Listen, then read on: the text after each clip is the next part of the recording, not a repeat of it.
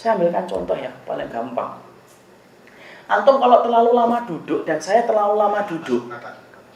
Kalau saya terlalu lama duduk dan antum terlalu lama duduk, maka akhirnya letih atau tidak kita duduknya? Letih. Kita pengennya apa? Berdiri. Kenapa? Terlalu lama duduk.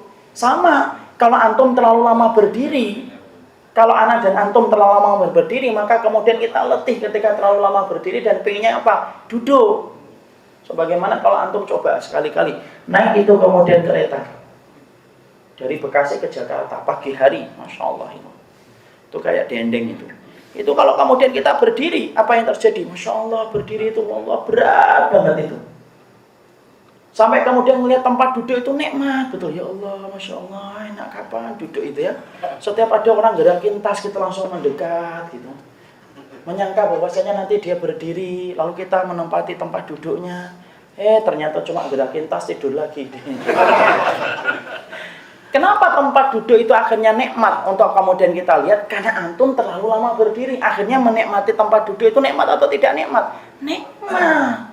Coba kalau antum terlalu lama duduk. Duduk terasa nikmat? Enggak. Pengennya berdiri. Makanya majelis ilmu kalau terlalu lama kan akhirnya pegel gitu. Akhirnya pura-pura ke belakang, padahal di belakang juga enggak kencing gitu kan. Karena sudah terlalu lama duduk. Makanya itu analogi sederhana. Kenapa orang yang beriman disusahkan oleh Allah, kesulitan mereka banyak, wanitanya harus nutup aurat, kadang-kadang merasa gerah, kemudian dia harus mendidik anak, sang suami harus mencarikan rezeki yang halal, harus terikat kepada aturan ini, harus meninggalkan larangan ini, supaya dia ketika sulit, nanti ketika mati, dia merasakan manisnya dari beratnya kesulitan yang dia hadapi ketika di dunia. Kenapa? Dunia itu tempatnya kesusahan dan tempatnya kesulitan. Kalau kita tidak paham ini, stres kita. Dan pasti kita akan diuji dengan cobaan. Mungkin nggak kita diuji dengan cobaan, Ustaz? Iyalah, kalau semuanya digampangkan dalam hidup kita, malah bingung dari pintu mana kita akan mendapatkan pahala kesabaran. Antum saya gampang, terus hidupnya malah bingung. Kok saya gampang terus ya? Terus kemudian sabarnya kita terus di mana? Kalau semua itu digampangkan. Makanya saya punya tetangga itu. Pernah itu ada keluarga kecil sudah bahagia lah insya Allah secara zahirnya. Punya anak, anaknya lucu-lucu gitu. Sampai kemudian ditakdirkan ada salah satu anaknya yang diuji dan dicoba oleh Allah. Susah ngomong. Lalu kemudian beliau ngomong, kenapa ya Ustaz Allah menakdirkan putra kami yang keempat kayak gini ya? Saya ngomong simpel. Ya kalau semuanya digampangkan dalam hidup, lalu dari mana kita akan mendapatkan pahala kesabaran? Nah, disitulah kita paham.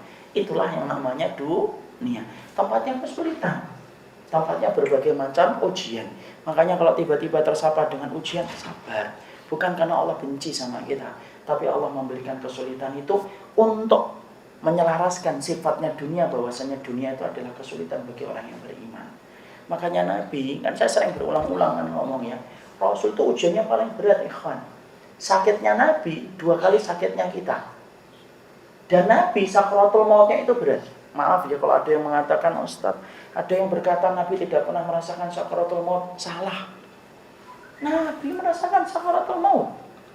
Dan sakratul mautnya Nabi itu berat atau tidak berat? Berat, ikhwan. Sampai Nabi mengatakan apa? Allahumma inna lil mauti la sakaratun. Ya Allah, ternyata setiap kematian itu punya sakaratnya. Rasul itu. Ya, makanya sampai Nabi kemudian tidur di atas pangkuan Aisyah. Kemudian saat itu melihat Abdurrahman, saudarinya Ibunda Aisyah, bawa siwak. Kemudian Ibunda Aisyah ngomong, ya Rasulullah, kamu pengen siwak ya Rasul? Kemudian Rasulullah memberikan tanda seakan-akan beliau ingin siwak itu.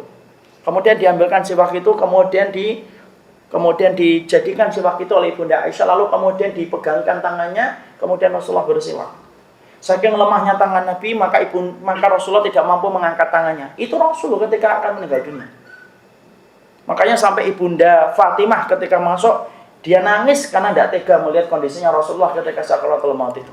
Makanya sampai kemudian Rasulullah ketika melihat anaknya menangis, kemudian tidak tega, Rasulullah kemudian berkata dan memberikan isyarat supaya Ibunda Aisyah itu mendekatkan telinganya kepada mulutnya Rasul, lisannya Rasul. Dibisikin Nabi malah tambah nangis. Ketika Fatimah tambah nangis, Rasulullah kemudian melihat lagi, lemah Nabi. Kemudian Nabi memberikan isyarat kembali supaya Ibunda Fatimah dengerin lagi. Kemudian dibisikkan yang kedua, baru tersenyum di sela isak tangisnya. Apa yang dibisikkan Rasul yang pertama sampai membuat Fatimah menangis? Rasulullah itu berkata, la karba ala abika, la karba ala abiki ba'da hadal yaum. Wahai Fatimah, sesungguhnya tidak ada lagi kesulitan yang dirasakan oleh ayahmu setelah hari ini. Fatimah langsung tahu, ya Allah, berarti hari ini Rasulullah meninggal. Karena Rasulullah mengatakan hari ini kesulitannya. Apa yang dibisikkan yang kedua? Yang dibisikkan yang kedua, Rasulullah mengatakan, innaki min ahli aqrabu minni luqukan. Tidak ada keluarga yang paling cepat menyusulku nanti kecuali engkau, wahai Aisyah, yang paling cepat menyusulku. Dari kita mendapat Fatimah. Dan ternyata siapa yang menyusul Rasulullah paling cepat? Fatimah radhiyallahu anha. Itu beratnya Rasulullah ketika sakaratul maut. Makanya Imam Qurtubi berkata, kenapa sakaratul mautnya Nabi berat? Makanya sampai Nabi minta apa sih? Nabi itu minta semangkok air. Minta semangkok air. Kemudian beliau masukkan tangannya ke air itu, beliau usapkan ke wajahnya. Rasul itu dimasukkan lagi tangannya ke tempat air itu. Seakan-akan Rasulullah ngerasain berat itu. Kemudian diusap lagi di wajahnya. Kemudian mengatakan, Allahumma inna lil mauti lasakaratun. Ketika semakin berat, kemudian Nabi mengarahkan telunjuknya ke atas. Ila rafiqil a'la. Kemudian tangan itu jatuh.